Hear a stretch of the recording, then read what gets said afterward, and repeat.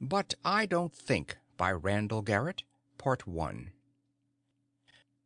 The great merchant ship Napor settled her tens of thousands of tons of mass into her landing cradle on Viornis as gently as an egg being settled into an egg crate. Then, as the antigravs were cut off, there was a vast metallic sighing as the gigantic structure of the cradle itself took over the load of holding the ship in her hydraulic bath. At that point, the ship was officially ground-side, and the Napor was in the hands of the ground officers. Space Captain Humboldt Reed sighed, leaned back in his desk chair, reached out a hand, and casually touched a trio of sensitized spots on the surface of his desk. "Have High Lieutenant Blyke bring the Guesser to my office immediately," he said in a voice that was obviously accustomed to giving orders that would be obeyed.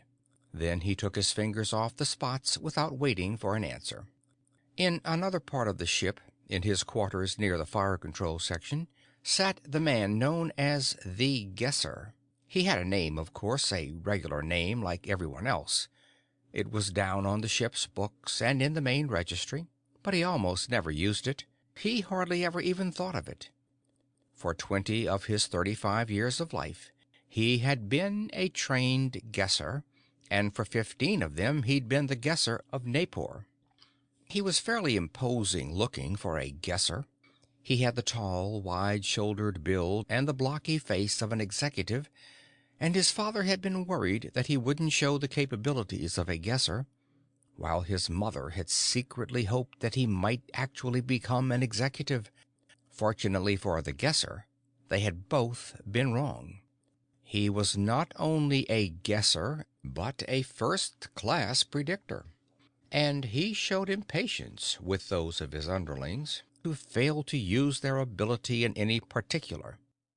At the moment of the ship's landing, he was engaged in verbally burning the ears off Kraybo, the young man who would presumably take over the Guesser's job one day, if he ever learned how to handle it. "You're either a liar or an idiot," said the Guesser harshly, "and I wish to eternity I knew which." Kraybo, standing at attention, merely swallowed and said nothing. He had felt the back of the Guesser's hand too often before to expose himself intentionally to its swing again. The Guesser narrowed his eyes and tried to see what was going on in Kraybo's mind. "Look here, Kraybo," he said after a moment. "That one single misfit ship got close enough to do us some damage. It has endangered the life of the Napor and the lives of her crewmen.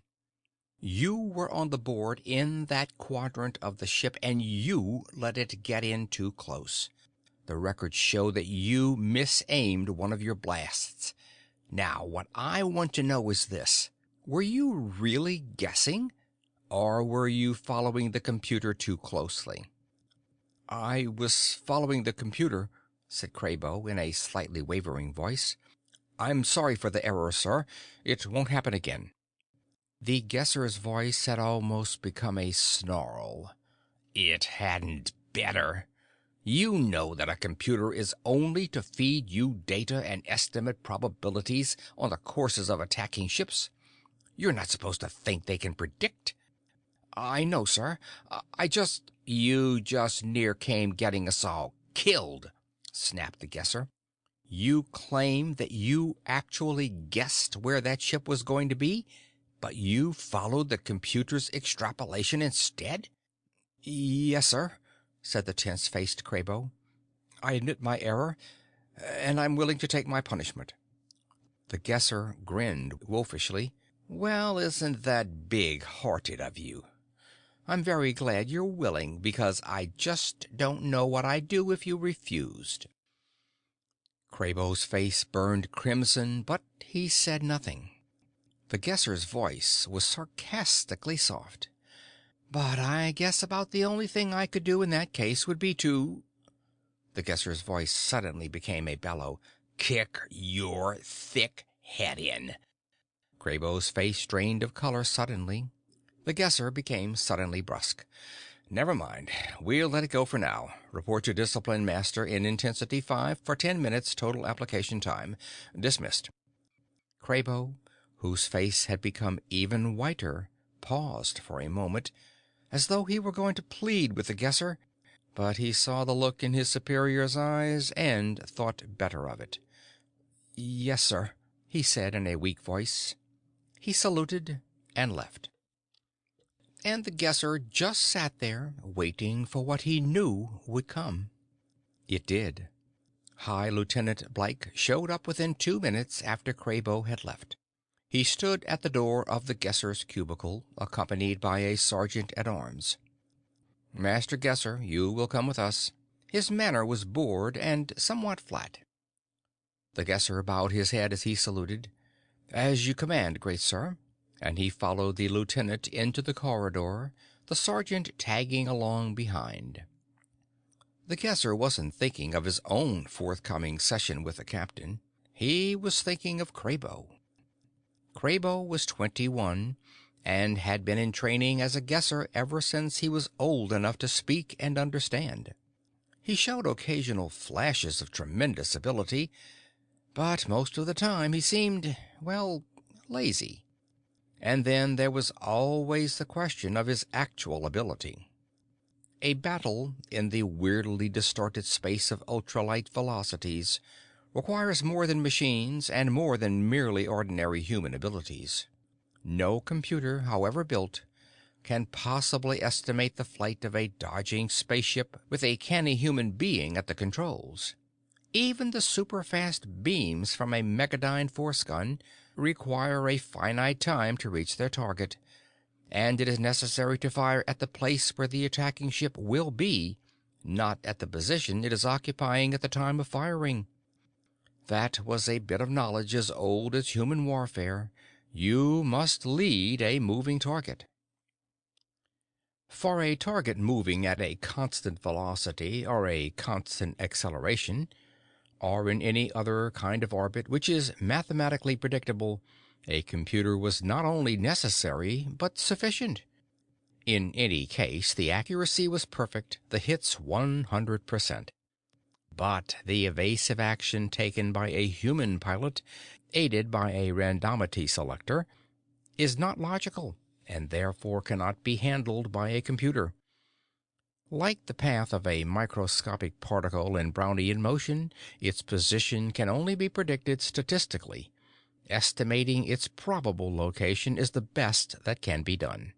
And in space warfare, probability of that order is simply not good enough. To compute such an orbit required a special kind of human mind, and therefore a special type of human. It required a Guesser.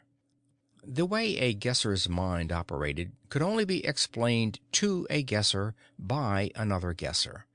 But as far as anyone else was concerned, only the objective results were important. A Guesser could guess the route of a moving ship, and that was all anyone cared about. And a master Guesser prided himself on his ability to guess accurately 99.999% of the time. The ancient sport of baseball was merely a test of muscular coordination for a Guesser. As soon as a Guesser child learned to control a bat, his batting average shot up to 1,000 and stayed there until he got too old to swing the bat. A master Guesser could make the same score blindfolded. Hitting a ship in space at ultralight velocities was something else again. Young Kraybo could play baseball blindfolded, but he wasn't yet capable of making the master guesses that would protect a merchant ship like the Naipor. But what was the matter with him? He had, of course, a fire-control computer to help him swing and aim his guns, but he didn't seem to be able to depend on his guesswork. He had more than once fired at a spot where the computer said the ship would be, instead of firing at the spot where it actually arrived a fraction of a second later. There were only two things that could be troubling him. Either he was doing exactly as he said, ignoring his guesses and following the computer, or else he was inherently incapable of controlling his guesswork and was hoping that the computer would do the work for him. If the first were true, then Kraybo was a fool. If the second, then he was a liar, and was no more capable of handling the fire control of the Naipor than the captain was. The guesser hated to have Kraybo punished, really, but that was the only way to make a youngster keep his mind on his business. After all, thought the guesser, that's the way I learned.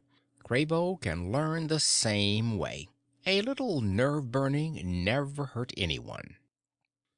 But that last thought was more to bolster himself than it was to justify his own actions toward Kraybo. The lieutenant was at the door of the captain's office with the guesser right behind him. The door dilated to receive the three, the lieutenant, the guesser, and the sergeant-at-arms, and they marched across the room to the captain's desk. The captain didn't even bother to look up until High Lieutenant Blake saluted and said, "The guesser, sir," and the captain gave the lieutenant a quick nod, and then looked coldly at the guesser. "The ship has been badly damaged. Since there are no repair docks here on Viornis, we will have to unload our cargo and then go empty all the way to Degrassi's planet for repairs. All during that time, we will be more vulnerable than ever to misfit raids."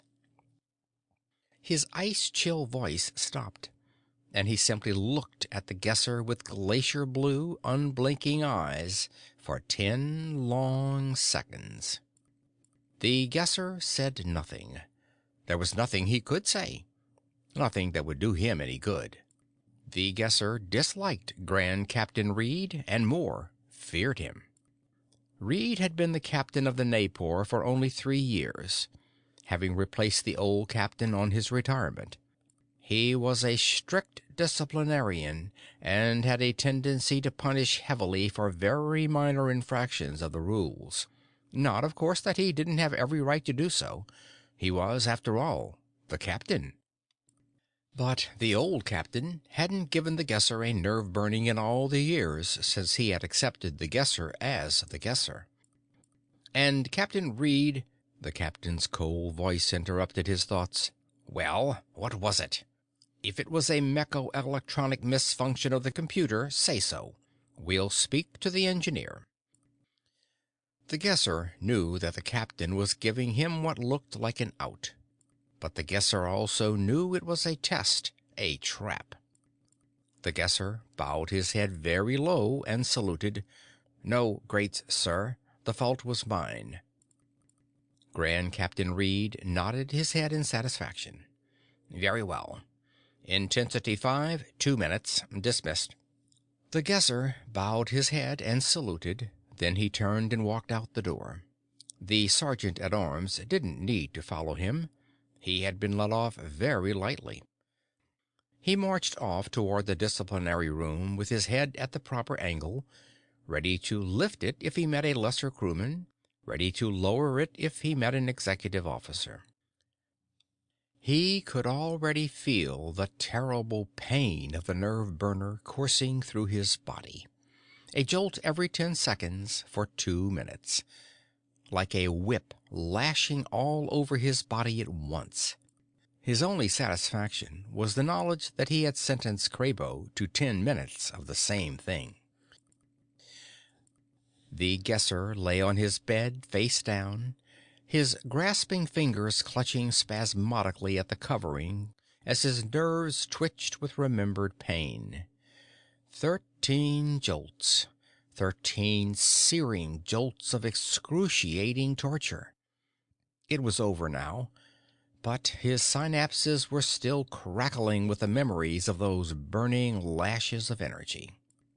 He was 35. He had to keep that in mind. He was 35 now, and his nerves should be under better control than they had been at 20. He wondered if there were tears streaming from his eyes, and then decided it didn't matter. At least he wasn't crying aloud. Of course, he had screamed in the nerve burner. He had screamed 13 times. Any man who didn't scream when those blinding stabs of pain came was either unconscious or dead. It was no disgrace to scream in the burner, but he wasn't screaming now. He lay there for 10 minutes, his jaw clamped. While the twitching subsided and his nervous system regained its usual coordination. The burner did no actual physical damage. It wasn't good economics for an executive to allow his men to be hurt in any physical manner. It took a very little actual amount of energy applied to the nerve endings to make them undergo the complex electrochemical reaction that made them send those screaming messages to the brain and spine. There was less total damage done to the nerves than a good all-night binge would do to a normal human being. But the effect on the mind was something else again. It was a very effective method of making a man learn almost any lesson you wanted to teach him. After a while, the guesser shuddered once more, took a deep breath, held it for 15 seconds, and then released it. A little later, he lifted himself up and swung his legs over the edge of his bed. He sat on the edge of the bed for a few minutes, then got up and dressed in his best uniform. After all, the captain hadn't said anything about restricting him to the ship, and he had never been to Viornis before. Besides, a couple of drinks might make him feel better. There were better planets in the galaxy, he decided 2 hours later. Thousands of them. For one thing, it was a small but dense world, with a surface gravity of 1.2 standard Gs, not enough to be disabling, but enough to make a man feel sluggish. For another, its main export was farm products. There were very few large towns on Viornis, and no center of population that could really be called a city. Even here, at the spaceport, the busiest and largest town on the planet, the population was less than 1 million. It was a new world, with a history that didn't stretch back more than 2 centuries.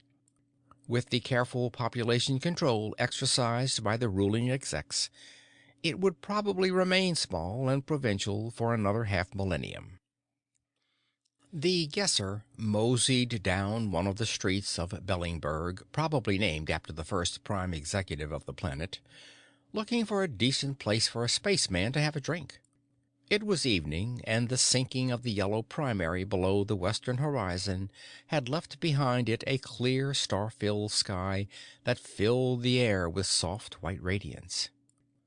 The streets of the town itself were well lit by bright glow plates embedded in the walls of the buildings, but above the street level, the buildings themselves loomed darkly. Occasionally an exec's air car would drift rapidly overhead with a soft rush of air, and in the distance he could see the shimmering towers of the executive section rising high above the 8 or 10-storied buildings that made up the majority of Bellingberg. The streets were fairly crowded with strollers, most of them Class 4 or 5 citizens, who stepped deferentially aside as soon as they saw his uniform, and kept their eyes averted from him. Now and then the power car of a Class 3 rolled swiftly by, and the guesser felt a slight twinge of envy. Technically, his own rank was the equivalent of Class 3, but he had never owned a ground car. What need had a spaceman for a ground car? Still, it would be nice to drive one just once, he thought. It would be a new experience, certainly. Right now, though, he was looking for a Class 3 bar. Just a place to have a small, quiet drink and a bite to eat. He had a perfect right to go into a lower-class bar, of course, but he had never felt quite comfortable associating with his inferiors in such a manner, and certainly they would feel nervous in his presence because of the sidearm at his hip. No one below Class 3 was allowed to carry a beam gun, and only 1s and 2s were allowed to wear the screening fields that protected them from the nerve-searing effects of the weapon, and they, being execs, were in no danger from each other. Finally, after much walking, he decided that he was in the wrong part of town. There were no Class 3 bars anywhere along these streets. Perhaps, he thought, he should have gone to the Spacemen's Club at the spaceport itself. On the other hand, he hadn't particularly wanted to see any of the other minor officers of his own class after the near fiasco which had damaged the Naipor. Being a guesser set him apart even from other threes. He thought for a moment of asking a policeman, but he dismissed it.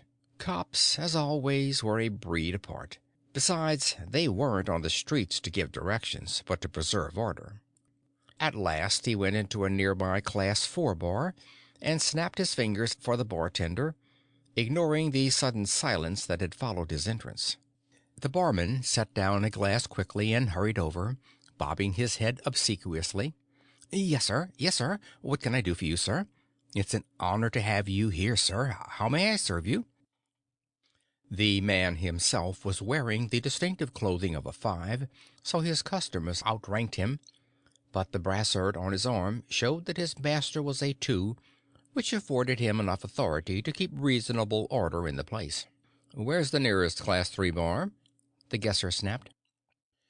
The barman looked faintly disappointed, but he didn't lose his obsequiousness. "Oh, that's quite away from here, sir. About the closest would be Mallard's over on 14th Street and Upper Drive, a mile at least." The guesser scowled. He was in the wrong section of town, all right. "But I'd be honored to serve you, sir," the barman hurried on. "Private booth, best of everything, perfect privacy." The guesser shook his head quickly. "No, just tell me how to get to Mallard's." The barman looked at him for a moment, rubbing a fingertip across his chin. Then he said, "You're not driving, I suppose, sir? No? Well, then you can either take the tubeway or walk, sir." He let the sentence hang, waiting for the guesser's decision. The guesser thought rapidly. Tubeways were for 4s and 5s. 3s had ground cars. 1s and 2s had air cars. 6s and below walked. And spacemen walked. Trouble is, spacemen aren't used to walking, especially on a planet where they weigh 20% more than they're used to. The guesser decided he'd take the tubeway. At the Class 3 bar, he might be able to talk someone into driving him to the spaceport later. But 5 minutes later, he was walking in the direction the bartender had told him to take for finding Mallard's on foot. To get to the tubeway was a 4-block walk, and then there would be another long walk after he got off. Hoofing it straight there would be only a matter of 5 blocks difference, and it would at least spare him the embarrassment of taking the tube. It was a foolish thing to do, perhaps, but once the guesser had set his mind on something, it took a lot more than a long walk to dissuade him from his purpose. He saw he was not the only spaceman out on the town. One of the Class 5 taverns he passed was filled with boisterous singing, and he could see a crowd of men standing around 3 crewmen who were leading them in a distinctly off-color ballad. The guesser smiled a little to himself. Let them have their fun while they were on planet. Their lives weren't exactly bright aboard ship. Of course, they got as much as was good for them in the way of entertainment, but a little binge gave them something to look forward to, and a good nerve-burning would sober them up fast enough if they made the mistake of coming back drunk. Nerve-burning didn't really bother a 5er much, after all. They were big, tough, work-hardened clods whose minds and brains simply didn't have the sensitivity to be hurt by that sort of treatment. Oh, they screamed as loud as anyone when they were in the burner, but it really didn't have much effect on them. They were just too thick-skulled to have it make much difference to them one way or the other. On the other hand, an exec would probably go all to pieces in a burner. If it didn't kill him outright, he'd at least be sick for days. They were too soft to take even a touch of it. No Class 1, so far as the guesser knew, had ever been subjected to that sort of treatment, and a 2 only got it rarely. They just weren't used to it. They wouldn't have the stamina to take it. His thoughts were interrupted suddenly by the familiar warning that rang in his mind like a bell. He realized suddenly, as he became blazingly aware of his surroundings, that he had somehow wandered into a definitely low-class neighborhood. Around him were the stark, plain housing groups of Class 6 families. The streets were more dimly lit, and there was almost no one on the street, since it was after curfew time for Sixes. The nearest pedestrian was a block off and moving away. All that took him but a fraction of a second to notice. And he knew that it was not his surroundings which had sparked the warning in his mind. There was something behind him, moving. What had told him? Almost nothing. The merest touch of a foot on the soft pavement, the faintest rustle of clothing, the whisper of something moving through the air. Almost nothing, but enough. To a man who had played blindfold baseball, it was plenty. He knew that someone not 10 paces behind him had thrown something heavy, and he knew its exact trajectory to within 1,000th of a millimeter, and he knew exactly how to move his head to avoid the missile. He moved it at the same time, jerking his body to one side. It had only been a guess, but what more did a guesser need? From the first hint of warning to the beginning of the dodging motion, less than half a second had passed. He started to spin around as the heavy object went by him, but another warning yelped in his mind. He twisted a little, but it was too late. Something burned horribly through his body, like 1,000 million acid-tipped white-hot needles, jabbing through skin and flesh and sinking into the bone. He couldn't even scream. He blacked out as if he'd been a computer suddenly deprived of power. End of Part 1.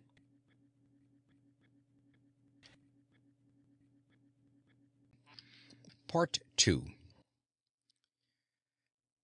Of course, came the thought, a very good way to put out a fire is to pour cold water on it. That's a very good idea. At least it had put out the fire. Fire? What fire? The fire in his body. The scalding heat that had been quenched by the cold water. Slowly, as though it were being turned on through a sluggishly turning rheostat, consciousness came back to the guesser. He began to recognize the sensations in his body. There was a general, all-over dull ache, punctuated here and there by sharper aches. There was the dampness and the chill, and there was the queer, gnawing feeling in the pit of his stomach. At first he did not think of how he had gotten where he was, nor did he even wonder about his surroundings. There seemed merely to be an absolute urgency to get out of wherever he was, and at the same time an utter inability to do so. He tried to move, to shift position, but his muscles seemed so terribly tired that flexing them was a high-magnitude effort. After several tries, he got his arms under his chest, and only then did he realize that he had been lying prone, his right cheek pressed against cold, slimy stone. He lifted himself a little, but the effort was too much, and he collapsed again, his body making a faint splash as he did so. He lay there for a while, trying to puzzle out his odd and uncomfortable environment. He seemed to be lying on a sloping surface with his head higher than his feet. The lower part of his body was immersed in chill, gently moving water, and there was something else. The smell. It was an incredible stench, an almost overpowering miasma of decay. He moved his head then and forced his eyes open. There was a dim, feeble glow from somewhere overhead and to his right, but it was enough to show him a vaulted ceiling a few feet above him. He was lying in some sort of tube which... And then the sudden realization came. He was in a sewer. The shock of it cleared his mind a little and gave added strength to his muscles. He pushed himself to his hands and feet and began crawling toward the dim light. It wasn't more than 8 or 10 feet, but it seemed to take an eternity for him to get there. Above him was a grating, partially covered with a soggy-looking sheet of paper. The light evidently came from a glow plate several yards away. He lay there, exhausted and aching, trying to force his brain into action, trying to decide what to do next. He'd have to lift the grating, of course, that much was obvious, and he'd have to stand up to do that. Did he have the strength? Only one way to find out. Again he pushed himself to his hands and knees, and it seemed easier this time. Then, bracing himself against the curving wall of the sewer, he got to his feet. His knees were weak and wobbly, but they'd hold. They had to hold. The top of the sewer duct was not as far off as it had seemed. He had to stoop to keep from banging his head against the grating. He paused in that position to catch his breath, and then reached up, first with one hand and then with the other, to grasp the grating. Then, with all the strength he could gather, he pushed upwards. The hinged grate moved upwards and banged loudly on the pavement. There remained the problem of climbing out of the hole.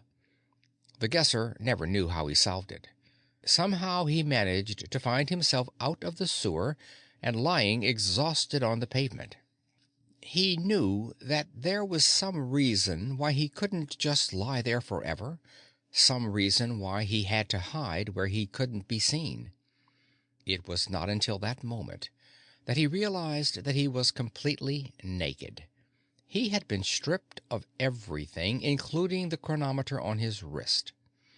With an effort, he heaved himself to his feet again and began running, stumbling drunkenly, yet managing somehow to keep on his feet.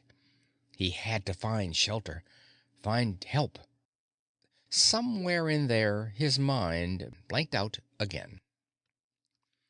He awoke, feeling very tired and weak, yet oddly refreshed, as though he had slept for a long time. When his eyes opened, he simply stared at the unfamiliar room for a long time without thinking, without really caring to think. He only knew that he was warm and comfortable and somehow safe, and it was such a pleasant feeling after the nightmare of cold and terror that he only wanted to enjoy it without analyzing it. But the memory of the nightmare came again, and he couldn't repress it. And he knew it hadn't been a nightmare, but reality. Full recollection flooded over him. Someone had shot him with a beam gun, that nasty little hand weapon that delivered in one powerful short jolt the same energy that was doled out in measured doses over a period of minutes in a standard nerve burner. He remembered jerking aside at the last second just before the weapon was fired, and it was evidently that which had saved his life. If the beam had hit him in the head or spine, he'd be dead now. Then what? Guessing about something that had happened in the past was futile, and anyway, guessing didn't apply to situations like that. But he thought he could pretty well figure out what had happened. After he'd been shot, his assailant had probably dragged him off somewhere and stripped him and then dumped him bodily into the sewer. The criminal had undoubtedly thought that the guesser was dead. If the body had been found days or weeks later, it would be unidentifiable and probably dismissed as simply another unsolved murder. They were rather common in low-class districts such as this. Which brought him back again to the room. He sat up in bed and looked around. Class 6 standard housing, hard gray cast polymer walls, very plain. Ditto floor and ceiling, single glow plate overhead, rough gray bedclothing. Someone had found him after that careening flight from the terror of the sewer and had brought him here. Who? Who? The sense of well-being he had felt upon awakening had long since deserted him. What he felt now was a queer mixture of disgust and fear. He had never known a Class 6. Even the lowest crewman on the Naipor was a 5. Uneasily, the Guesser climbed out of the bed. He was wearing a sack-like gray dress that fell almost to his knees, and nothing else. He walked on silent, bare feet to the door. He could hear nothing beyond it, so he twisted the handle carefully and eased it open a crack. And immediately he heard low voices. The first was a man's. "Like you pick up dogs, hey?" He sounded angry. "He bring trouble on high, that'n. Look you with the face he got. He no sixer. No, not even 5er. Exec, that's what. Trouble." Then the woman's voice. "Exec, he?" A sharp laugh. "Huh. Naked, dirty, wet, sick, he fall on my door. Since when execs ask help from Sixer chippy like I? And since when execs talk like Sixer when they out of their head? No fancy exec talk he, no." The Guesser didn't understand that. If the woman was talking about him, and she must be, then surely he had not spoken the illiterate patois of the Class 6 people when he was delirious. The woman went on. "No, Lebby, you mind you business. Me, I mind mine. Here, you take this and get some food. Now go, now. Come back at dark." The man grumbled something the Guesser didn't understand, but there seemed to be a certain amount of resignation in his voice. Then a door opened and closed, and there was a moment of silence. Then he heard the woman's footsteps approaching the partially opened door, and her voice said, "You lucky Lebby have he back to you when you open the door. If he even see it move, he know you wake." The Guesser backed away from the door as she came in. She was a drab woman, with a colorlessness of face that seemed to match the colorlessness of her clothing.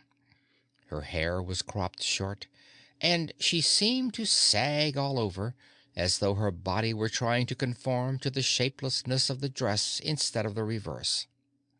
When she forced a smile to her face, it didn't seem to fit, as though her mouth were unused to such treatment from the muscles. "How you feel?" she asked, stopping just inside the room. The Guesser hardly knew what to say. He was in a totally alien environment, a completely unknown situation. "I'm fine," he said at last. She nodded. "You'll get plenty sleep, all right. Like dead, except when you talk to yourself." Then he had spoken in delirium. How long was I out?" 3 days," she said flatly. "Almost 4." She paused. "You ship leave." "Leave?" the Guesser said blankly. "The Naipor? Gone?" It seemed as if the world had dropped away from his feet, leaving him to fall endlessly through nothingness. It was true, of course. It didn't take more than 24 hours to unload the ship's holds, and since there had been no intention of reloading, there was no need to stay. He had long overstayed the scheduled takeoff time. It created a vacuum in his mind, a hole in his very being that could never be filled by anything else. The ship was his whole life, his home, his work, his security. "How did you know about the ship?" he asked in a dazed voice. "A notice," she said. She fished around in one of the big pockets of the gray dress, and her hand came out with a crumpled sheet of glossy paper. She handed it to him silently. It was a breach of contract notice. "Wanted for breach of contract. James Jacome Diego, age 35, height 185 centimeter, weight 96 kilograms, hair black, eyes blue, complexion fair. James Jacob Diego, Space Tech 3rd Guesser, broke contract with Interstellar Trade Corporation on 3/37/119 by failing to report for duty aboard home merchant ship Napor on that date. All citizens are notified hereby that said J.M. Giacomo Diego is unemployable except by the ITC, and that he has no housing, clothing, or subsistence rights on any planet, nor any right to transportation of any kind. Standard reward plus bonus for information leading to the arrest of this man." The Guesser looked at the picture that accompanied the notice. It was an old one, taken nearly 15 years before. It didn't look much like him anymore. But that didn't matter. Even if he was never caught, he still had no place to go. A runaway had almost no chance of remaining a runaway for long. How could he eat? Where would he live? He looked up from the sheet into the woman's face. She looked back with a flat, unwavering gaze. He knew now why she had been addressing him as an equal, even though she knew he was Class 3. "Why haven't you tried to collect the reward?" he asked. He felt suddenly weak, and sat down again on the edge of the bed. "Me, I need you." Then her eyes widened a trifle. "Pale you look, you do. I get you something solid inside you.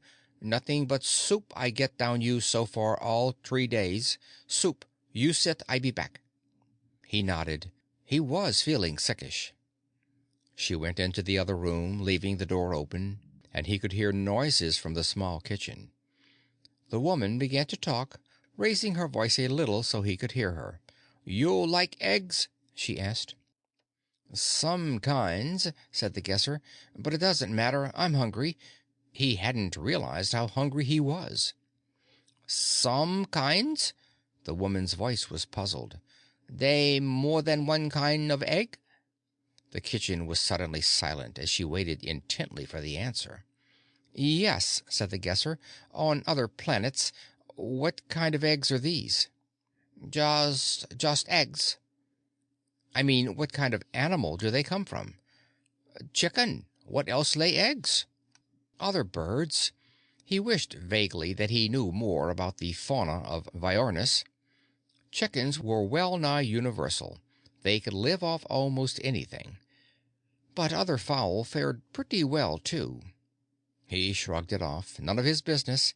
Leave that to the ecologists. "Birds?" the woman asked. It was an unfamiliar word to her. "Different kinds of chickens," he said tiredly. "Some bigger, some smaller, some different colors." He hoped the answer would satisfy her. Evidently it did. She said, "Oh," and went on with what she was doing. The silence, after only a minute or two, became unbearable. The Guesser had wanted to yell at the woman to shut up, to leave him alone and not bother him with her ignorant questions that he could not answer because she was inherently too stupid to understand. He had wondered why he hadn't yelled. Surely it was not incumbent on a 3 to answer the questions of a 6. But he had answered, and after she stopped talking, he began to know why. He wanted to talk, and to be talked to. Anything to fill up the void in his mind. Anything to take the place of a world that had suddenly vanished. What would he be doing now if this had not happened? Involuntarily, he glanced at his wrist, but the chronometer was gone. He would have awakened, as always, at precisely 0600 ship time. He would have dressed, and at 0630 he would have been at the table eating his meal in silence with the others of his class. At 0640 the meal would be over, and conversation would be allowed until 0645. Then the inspection of the fire control system from 0650 until 0750. Then he forced his mind away from it, tried not to think of the pleasant, regular, orderly routine by which he had lived his life for a quarter of a century and more. When the woman's voice came again, it was a relief. "What's a Guesser?" He told her as best he could, trying to couch his explanation in terms that would be understood by a woman of her limited vocabulary and intelligence. He was not too sure he succeeded, but it was a relief to talk about it. He could almost feel himself dropping into the routine that he used in the orientation courses for young guessers who had been assigned to him for protection and instruction. Accurate prediction of this type is not capable of being taught to all men. Unless a man has within him the innate ability to be a guesser, he is as incapable of learning guessing as a blind man is incapable of being taught to read. It occurred to him at that moment to wonder how the Class 6 woman had managed to read the breach of contract notice. He would have to ask her later. On the other hand, just as the mere possession of functioning eyes does not automatically give one the ability to read, neither does the genetic inheritance of guesser potentialities enable one to make accurate, useful guesses. To make this potentiality into an ability requires years of hard work and practice. You must learn to concentrate, to focus your every attention on the job at hand, to... He broke off suddenly. The woman was standing in the doorway, holding a plate and a steaming mug. Her eyes were wide with puzzlement and astonishment. "You mean me?" "No, no." He shook his head. "I was thinking of something else." She came on in, carrying the food. "You got tears in your eyes. You hurt?" He wanted to say yes. He wanted to tell her how he was hurt, and why, but the words wouldn't, or couldn't, come. "No," he said. "My eyes are just a little blurry, that's all. From sleep." She nodded, accepting his statements. "Here, you eat this. You put some stuffing in your belly." He ate, not caring what the food tasted like. He didn't speak, and neither did she, for which he was thankful. Conversation during a meal would have been both meaningless and painful to him. It was odd to think that, in a way, a Class 6 had more freedom than he did. Presumably she could talk if she wanted, even during a meal. And he was glad that she had not tried to eat at the same time. To have his food cooked and served by a 6 didn't bother him, nor was he bothered by her hovering nearby. But if she had sat down with him to eat... But she hadn't, so he dropped the thought from his mind. Afterwards he felt much better. He actually hadn't realized how hungry he had been. She took the dishes out and returned almost immediately. "You thought what you going to do?" she asked. He shook his head. He hadn't thought. He hadn't even wanted to think. It was as though, somewhere in the back of his mind, something kept whispering that this was all nothing but a very bad dream, and that he'd wake up in his cubicle aboard the Napoor at any moment. Intellectually, he knew it wasn't true, but his emotional needs, coupled with wishful thinking, had hamstrung his intellect. However, he knew he couldn't stay here. The thought of living in a Class 6 environment all the rest of his life was utterly repellent to him, and there was nowhere else he could go either. Even though he had not been tried as yet, he had effectively been declassified. "I suppose I'll just give myself over to the corporation," he said. "I'll tell them I was waylaid. Maybe they'll believe it." "Maybe? Just only maybe?" He shrugged a little. "I don't know. I've never been in trouble like this before. I just don't know. What they going to do to you, you give up to them." "I don't know that either." Her eyes suddenly looked far off. "Me, I got an idea. Maybe get both of us someplace." He looked at her quickly. "What do you mean?" Her gaze came back from the distance, and her eyes focused squarely on his. "The Misfits," she said in her flat voice. "We could go to the Misfits." End of Part 2.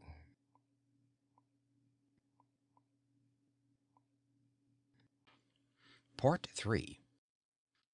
The Guesser had been fighting the Misfits for 20 years, and hating them for as long as he could remember. The idea that he could ever become one of them had simply never occurred to him. Even the idea of going to one of the Misfit worlds was so alien that the very suggestion of it was shocking to his mind. And yet the suggestion that the Sixer woman had made did require a little thinking over before he accepted or rejected it. The Misfits. What did he really know about them anyway? They didn't call themselves Misfits, of course. That was a derogatory name used by the Aristarchy. But the Guesser couldn't remember offhand just what they did call themselves. Their form of government was a near-anarchic form of ochlocracy, he knew, mob rule of some sort, as might be expected among such people. They were the outgrowth of an ancient policy that had been used centuries ago for populating the planets of the galaxy. There are some people who simply do not, will not, and cannot fit in with any kind of social organization, except the very flimsiest, perhaps. Depending on the society in which they exist and the extent of their own antisocial activities, they have been called over the centuries everything from criminals to pioneers. It was a matter of whether they fought the unwelcome control of the society in power or fled from it. The Guesser's knowledge of history was close to non-existent, but he had heard that the expansion to the stars from Earth, a planet he had never been within 1,000 parsecs of, had been accomplished by the expedient of combining volunteers with condemned criminals and shipping them off to newly found Earth-type planets. After a generation had passed, others came in, the civilizing types, and settled the planets, making them part of the Aristarchy proper. Or was the Aristarchy that old? The Guesser had a feeling that the government at that time had been of a different sort, but he couldn't for the life of him remember what it was. Perhaps it had been the prototype of the Aristarchy, for certainly the present system of society had existed for 4 or 5 centuries, perhaps more. The Guesser realized that his knowledge of ancient history was as confused as anyone's. After all, it wasn't his specialty. He remembered that when he was a boy, he'd heard a teacher exec talk about the geological ages of Earth, and the teacher had said that cavemen were not contemporary with the dinosaur. He hadn't known what it meant at that time, since he wasn't supposed to be listening anyway to an exec class, but he had realized that the histories of times past often became mixed up with each other. At any rate, the process had gone along smoothly, even as the present process of using Class 7s and declassified citizens did. But in the early days, there had not been the organization that existed in the present Aristarchy. Planets had become lost for generations at a time. The Guesser vaguely remembered that there had been wars of some kind during that time, and that the wars had contributed to those losses. Some planets had civilized themselves without the intervention of the Earth government, and when the Earth government had come along, they had fought integration with everything they could summon to help them. Most of the recalcitrant planets had eventually been subdued, but there were still many hidden planets, which were organized as separate governments under a loose confederation. These were the Misfits. Because of the numerical superiority of the Aristarchy, and because it operated in the open instead of skulking in the darkness of space, the Misfits knew where Aristarchy planets were located, while the Aristarchy was unable to search out every planet in the multi-myriads of star systems that formed the galaxy. Thus, the Misfits had become pirates, preying on the merchant ships of the Aristarchy. Why? No one knew. Or at least, the guesser corrected himself, he didn't know. Such a non-sane culture would have non-sane reasons. The Aristarchy occupied nearly all the planets of the galaxy that could be inhabited by man. That much the guesser had been told. Just why the Earth-type planets should occur only within 5,000 light-years of the galactic center was a mystery to him, but then he was no astrophysicist. But the Sixer woman said she had heard that the Aristarchy was holding back facts, that there were planets clear out to the periphery, all occupied by misfits, that the legendary Earth was one of those planets, that 1,000 things, all wrong, as the guesser knew. But she was firmly convinced that if anyone could get to a misfit planet, they would be welcomed. There were no classes among the misfits, she said. The guesser dismissed that completely. A classless society was ridiculous on the face of it. The guesser had asked the woman why, if her statements were true, the misfits had not conquered the Aristarchy long ago. After all, if they held the galaxy clear out to the periphery, they had the Aristarchy surrounded, didn't they? She had had no answer. And it had only been later that the guesser realized that he had an answer. Indeed, that he himself was a small but significant part of that answer. The misfits had no guessers. That was a fact that the guesser knew from personal experience. He had been in space battles with misfit fleets, and he had brought the Naipor through those battles unscathed while wreaking havoc and destruction among the massed ships of the misfits. They had no guessers, or no trained guessers, he amended. The potential might be there, but certainly the actuality was not. And it occurred to him that the misfits might have another kind of trained talent.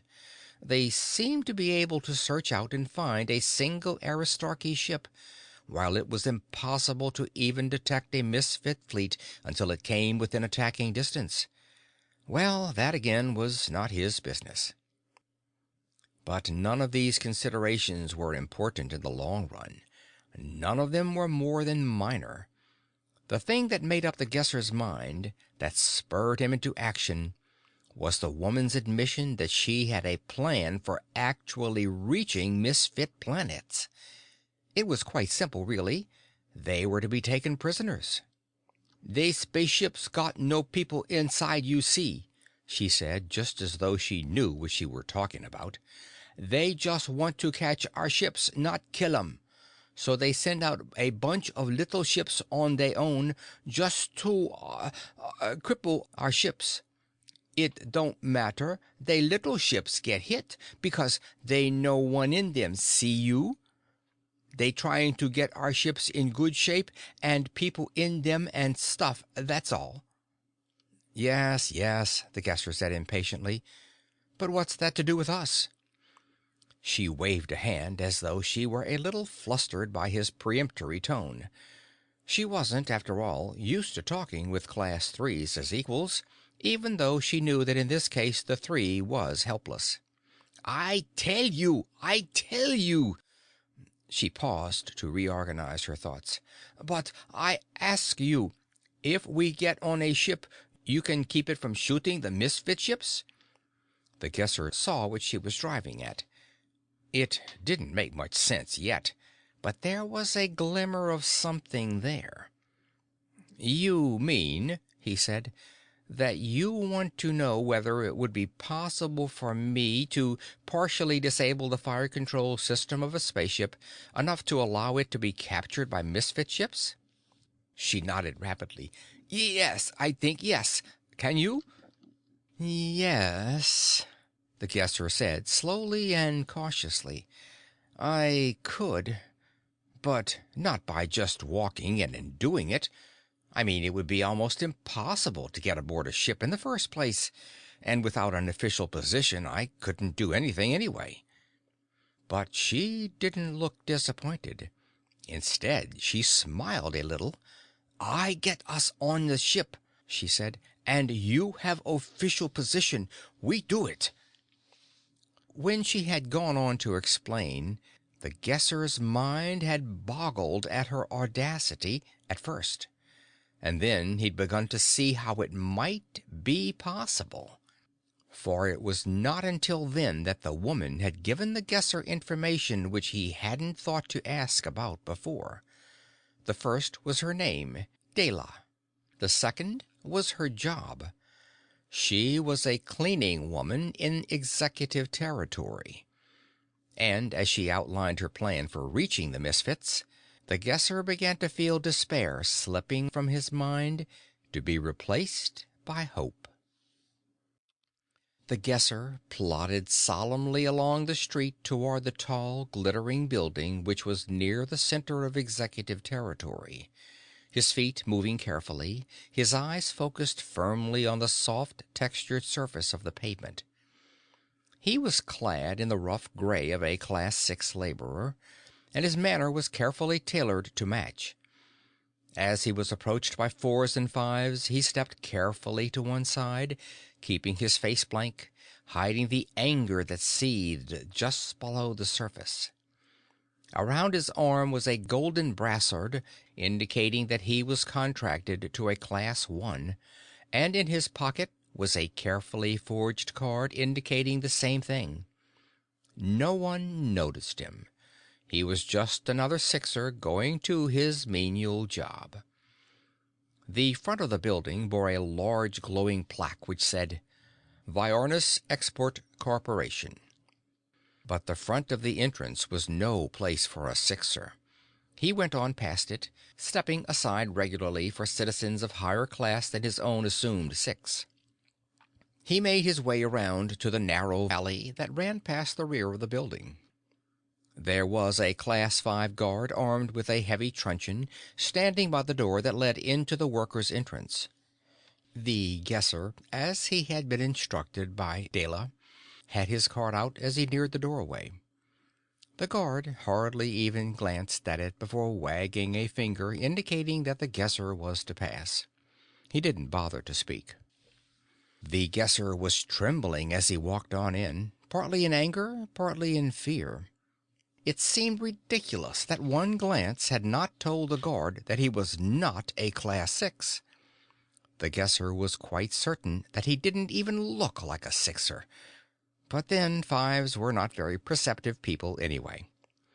The Guesser went on walking into the complex corridors of the lower part of the building, following directions that had been given him by Dela. There was no hesitation on his part. His memory for things like that was as near perfect as any record of the past can be. He knew her instructions well enough to have navigated the building in the dark. Again, the Guesser found himself vaguely perturbed by the relative freedom of Sixers. As long as they got their jobs done, there was almost no checking as to how they spent their time. Well, actually, the jobs to which they were suited were rather trivial. Some of them were actually make work. After all, in a well-run society, it was axiomatic that everyone have basic job security. That's what kept everyone happy. Of course, there were plenty of Sixers working in construction and on farms who were kept on their toes by overseers. But cleaning jobs and such didn't need such supervision. A thing can only be so clean. There's no quota to fill and exceed. After several minutes of walking and climbing stairs, Sixers did not use lifts or drop chutes. He found the room where Dela had told him to meet her. It was a small storeroom containing cleaning tools and supplies. She was waiting for him. And now that the time had actually come for them to act on her plan, fear showed on her face. The Guesser knew then that he had been right in his decision, but he said nothing about that yet. "Now are you certain about the destination?" he asked before she could speak. She nodded nervously. Yes, Degrosky's planet. That's what he say." Degrosky's planet was the nearest repair base. Sooner or later, another ship had to make that as a port of call from Viornis. He had told Dela that the route to Degraski's was the one most likely to be attacked by misfit ships, that she would have to wait until a ship bound for there landed at the spaceport before the two of them could carry out their plan. And now the ship was here. "What's the name of the ship?" he asked. The Trobwell." "What's the matter with you?" he asked, suddenly and harshly. She shivered. "Oh, scared. Awful scared." "I thought so. Have you got the clothing?" "Yes." Then she broke down completely. "Oh, you got to help me. You got to show me how to act like exec lady. Show me how to talk. Otherwise we both get caught." He shook her to quiet her. "Shut up." When she had quieted, he said, "You are right, of course. We'd both be caught if you were to slip up. But I'm afraid it's too late to teach you now. It's always been too late." What you mean?" "Never mind. Where's the traveling case?" She pointed silently towards a shelf, one of many that lined the room. The Guesser went over and pulled out a box of cleaning dust filters. Behind it was a gold and blue traveling case. The girl had spent months stealing the little things inside it, bit by bit, long before the Guesser had come into her life, dreaming of the day when she would become an exec lady. Not until he had come had she tried to project that dream into reality. The Guesser thumbed the opener, and the traveling case split into halves. The sight of the golden uniform of a Class 1 executive gleamed among the women's clothing.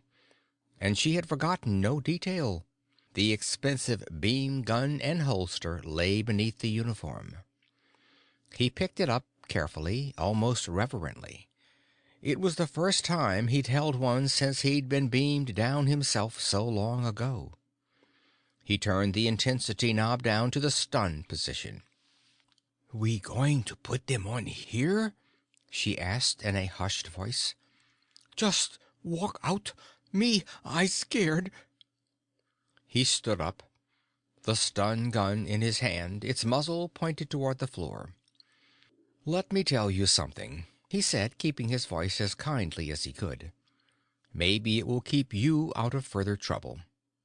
You could never pass as an exec. Never.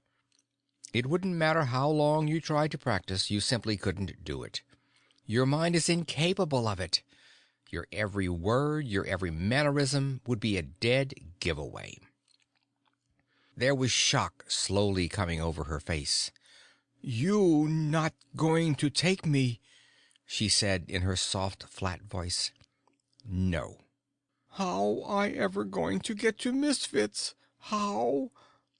There were tears in her eyes, just beginning to fill the lower lids.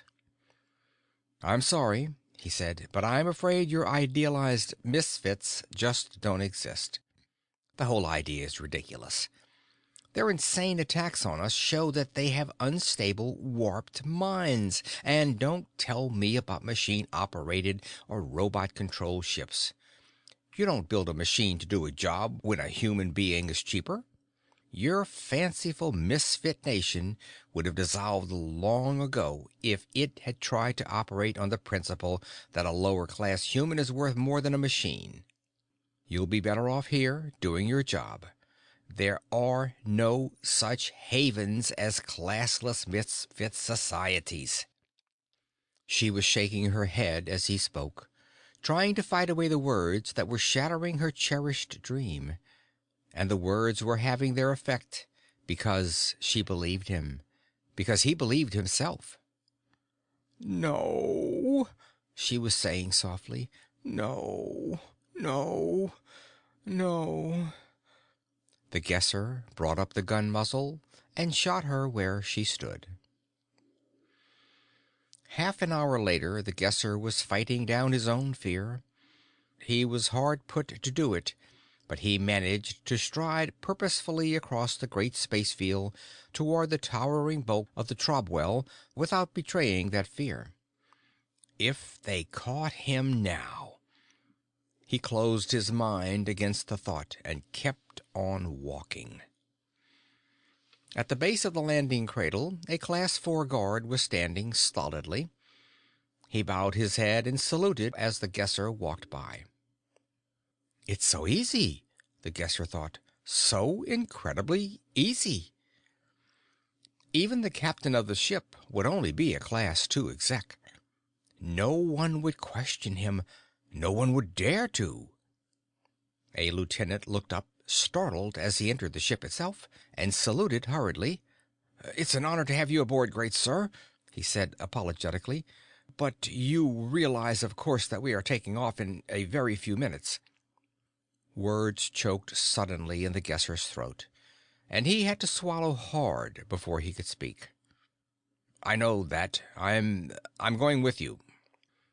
The lieutenant's eyes widened a trifle. "No orders have been taped to that effect, great sir." This is it, thought the Guesser. He would either put it over now or he'd be lost completely. He scowled. "Then tape them. I will apologize to the captain about this last-minute change, but I want no delay in taking off. It is absolutely vital that I reach Degrasky's planet quickly." The lieutenant blanched a little.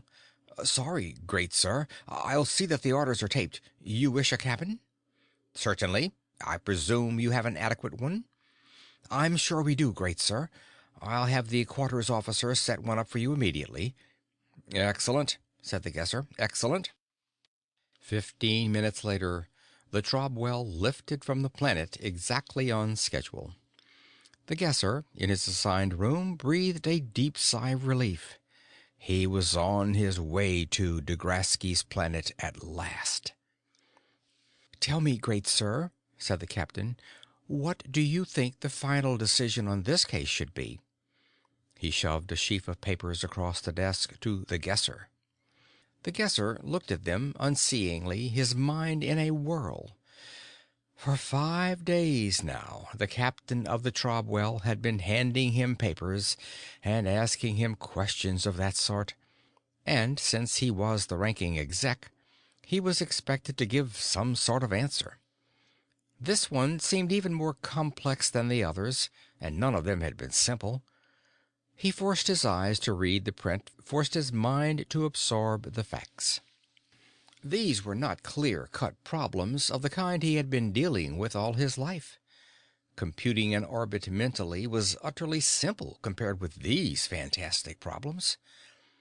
It was a question of a choice of 3 different types of cargoes to be carried to 3 different destinations. Which would be the best choice? The most profitable from an energy standpoint as far as the ship was concerned, considering the relative values of the cargoes. What about the relative spoilage rates as compared with fluctuating markets? The figures were all there, right before him in plain type, but they meant nothing. Often he had been unable to see how there was any difference between one alternative and another. Once he had been handed the transcripts of a trial on ship, during which 2 conflicting stories of an incident had been told by witnesses, and a third by the defendant. How could one judge on something like that? And yet he had been asked to. He bit his lower lip in nervousness, and then stopped immediately as he realized that this was no time to display nerves. "I should say that Plan B was the best choice," he said at last. It was a wild stab at nothing, he realized, and yet he could do no better. Had he made a mistake? The captain nodded gravely. "Thank you, great sir. You've been most helpful. The making of decisions is too important to permit of its being considered lightly."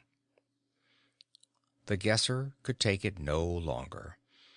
"It was a pleasure to be of assistance," he said as he stood up. "But there are certain of my papers to be gone over before we reach Degrasky's planet. I trust I shall be able to finish them." The captain stood up quickly.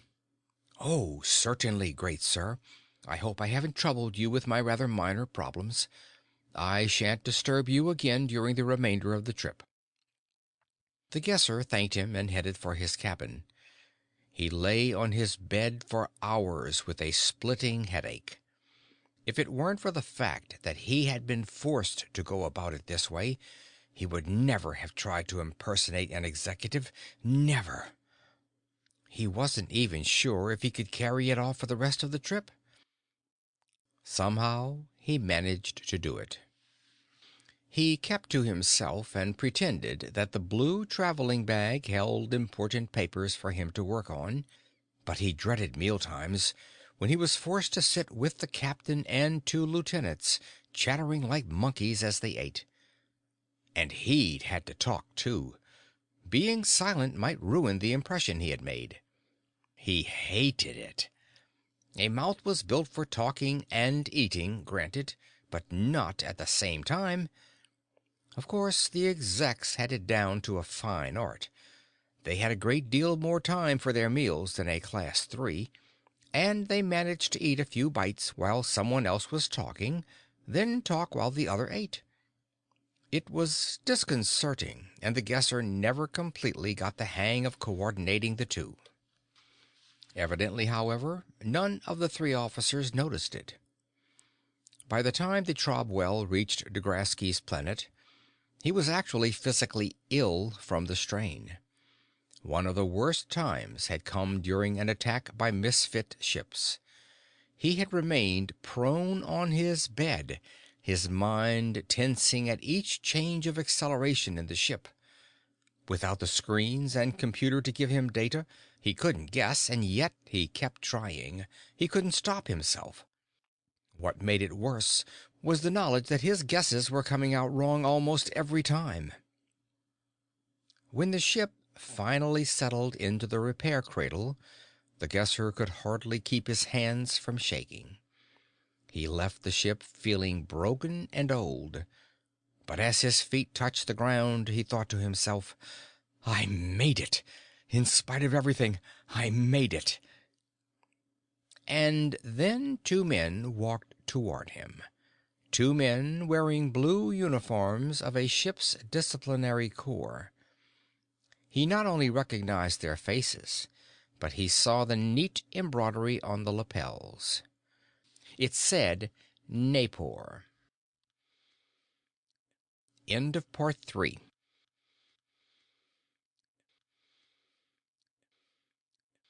Part 4. Space Captain Humboldt Reed, commander of the Naipor, looked at his master guesser and shook his head. "I ought to have you shot. Declassification is too good for you by far. Impersonating an executive. How did you ever think you'd get away with it?" He paused, then barked, "Come on, explain." "It was the only way I could think of to get back to the Naipor, great sir," said the Guesser weakly. The captain leaned back slowly in his seat. "Well, there's one extenuating circumstance. The officers of the Trobwell reported that you were a fine source of amusement during the trip. They enjoyed your clownish performance very much. Now, tell me exactly why you didn't show up for takeoff at Viornis." The Guesser explained what had happened, his voice low. He told about having something thrown at him, about the beam gun being fired at him. He told about the girl, Dela. He told everything in a monotonous undertone. The captain nodded when he was through. "That tallies. It fits with the confession we got." "Confession, sir?" The Guesser looked blank. Captain Reed sighed. "You're supposed to be a Guesser? Tell me, do you think I personally could beam you from behind?" "You're the captain, sir." "I don't mean for disciplinary purposes," the captain growled. "I mean from ambush." "Well, no, sir. As soon as I knew you were there, I'd be able to guess where you'd fire, and I wouldn't be there."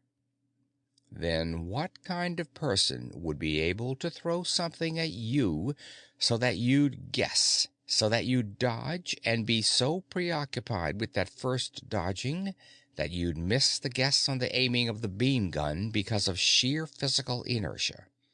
What kind of person would know exactly where you'd be when you dodged?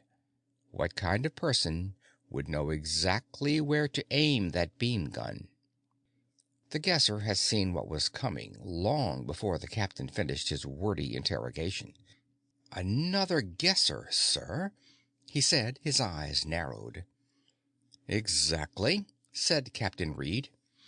"Your apprentice, Kraybo. He broke down during a misfit attack on the way here.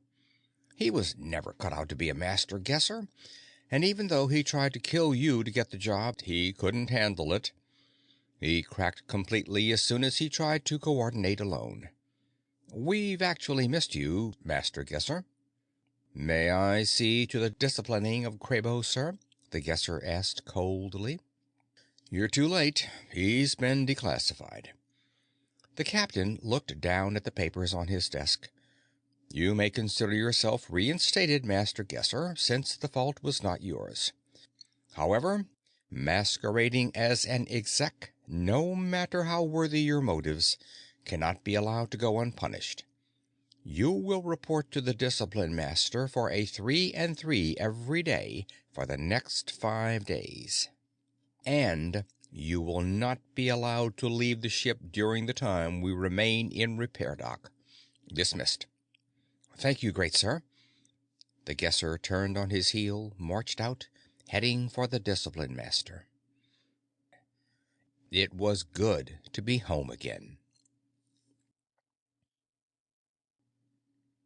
End of But I Don't Think by Randall Garrett. The story recorded by Phil Chenevert, May of 2016.